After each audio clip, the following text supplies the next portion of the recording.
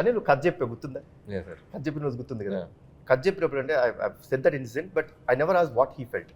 కథ చెప్పారండి, వెళ్ళి హక్ చేసుకొని నువ్వు అంటే కొన్ని చెప్పకూడదు, you will be next level director, చాలా బాగుంది కానీ నేను ఈ సినిమా చేయనని.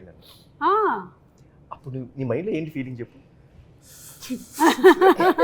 అప్పటికి వెంకీ హాసన్ రాయలేదు. సో వెంకీ హాసన్ రాస్తే ఒక 100 వెంకీ హాసన్ వేసుకోవాలి. సో నాకు ఫస్ట్ పడ్డది అంటే జర్క్ అయ్యా నేను. ఫస్ట్ కళ్యాణ్ గారు నేను మిమ్మల్ని ఒక సూపర్ స్టార్ లాగా ఊహించుకొని మీరు నా స్టార్ అనుకొని చెప్పి నేను పటాస్ ఖర్చు చెప్తే నేను ఇది చేయనని చెప్పారు. ఫస్ట్ నన్ను ఒక బ్రహ్మానందం గారు గిఫ్ట్ వేసుకోండి ఇలా ఉంటుంది కదా చిన్న అని బయటకు వెళ్ళాను. ఆయన ఎందుకో ఫస్ట్ కథ విన్నప్పుడు ఇందాక ఆయన అన్నారు కదా, వీడు ఏదో ఈ ఇండస్ట్రీలో వీడు కొద్దిగా లాంగ్ టర్మ్ కనబడే డైరెక్టర్ ఒక ఫీలింగ్ ఆయన కనపడింది.